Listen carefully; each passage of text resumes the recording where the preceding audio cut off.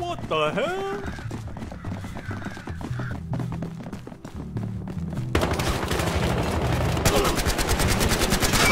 Suspect neutralized. He can use some backup.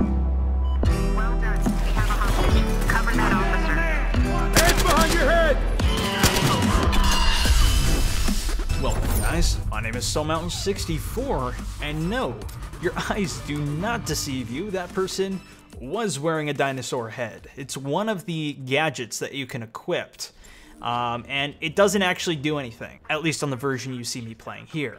We also don't know how to unlock it yet, but most likely this is going to be one of your end game purchases when you're just racking up a ton of cash, or maybe just looking for some last challenges to do or something crazy impossible. This is more of your show-offy perk. And there's also one available on the criminal side, which is a wolf mask. So when you put it on, it'll replace your med pack or your stealth training or whatever. You can use it on any class, but it doesn't do anything. It just shows off that, hey, I killed your ass with having one less piece of equipment than you. Eat that! Or, in my case, I died while having one less piece of equipment than you. To give you a bit of context, before the beta had come out, myself as well as many other YouTubers went down to San Francisco to play the beta a little bit early and do capture event.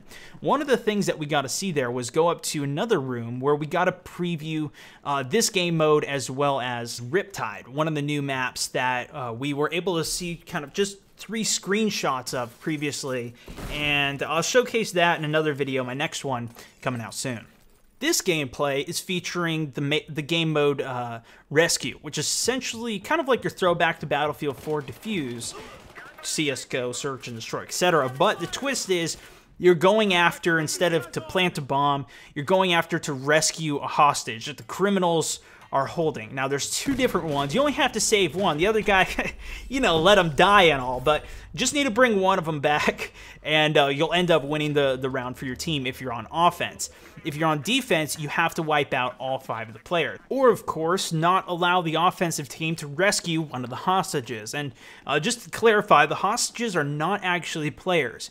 They're just like a bomb or something. You have to go, or just a generic thing you interact with. So you just go pick them up on your shoulder. While you're holding them, you'll walk a little bit slower. And I have some gameplay of this in here.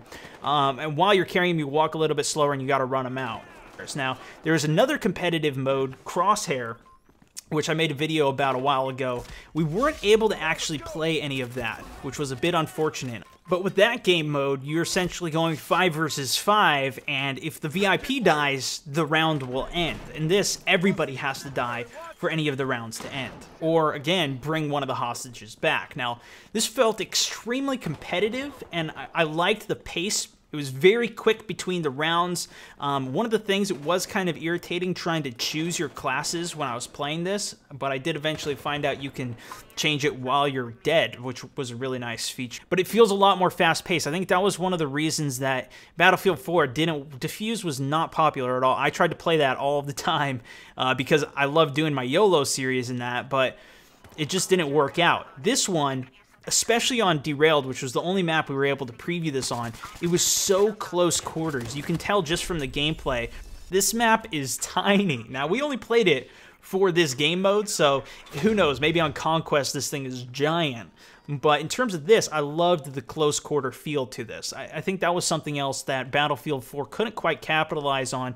Even the smaller maps, they didn't feel very small for Defuse, so you'd get lost searching for people, and it wasn't quite as fluid. Whereas when you're playing in this mode, you can easily feel the tininess and how quickly you're going to run into people. And because of the tininess, it also made footsteps much more impactful. As you're running around, you can hear people running on the roof above you, which helps determine whether they're above or below you, especially the type of footstep, whether it's in gravel or on cement.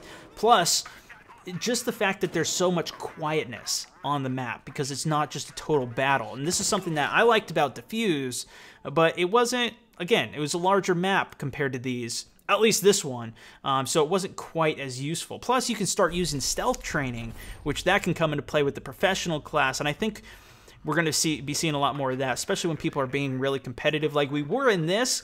But we only had an hour to play this, so the first 10 minutes of setting up and then trying to figure out the classes, it wasn't quite a full experience of the game mode. So I can't give you my full review of it, but the only drawback that I really saw while I was playing it, or the more disappointing thing, was breaking through the walls. There wasn't a lot of destruction, and this is something you've been hearing a lot of people talking about, especially from the beta. I'm playing that. There wasn't too much destruction, which is kind of a more classic Battlefield.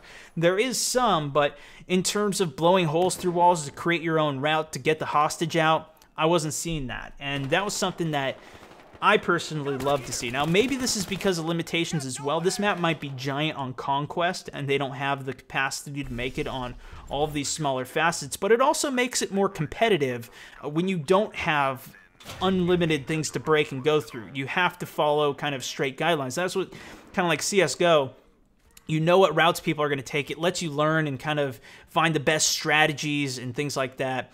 Whereas if there's just one hole that you can blow in the wall and just keep going on the straight most route, it may not be as competitive. And like I said, it may just be a feature of this map because of its size or whatever, because when you look at other maps like Hollywood Heights, where you know there's going to be a ton of destruction, at least from what we've seen from the small preview, shooting through the walls and being able to really destroy a lot in that, maybe there's going to be a diverse amount where some maps are more destructible, as well as the block, right? Everything on that is almost destructible. So game modes on there might be a bit more free to play, or free to move around rather, blowing holes in walls and maneuvering, making your own routes, whereas something like this might not be. And I do really like this map, though. I want to see it for some other game modes. The elevation, being able to climb the ladders and deal with that, really quick flank routes on this tiny, tiny map, make it a lot of fun. So hope you enjoyed the video and some of my thoughts on it. Subscribe if you are new. Check out my next video, which is some Riptide gameplay on heists, or the previous video to see everything that was new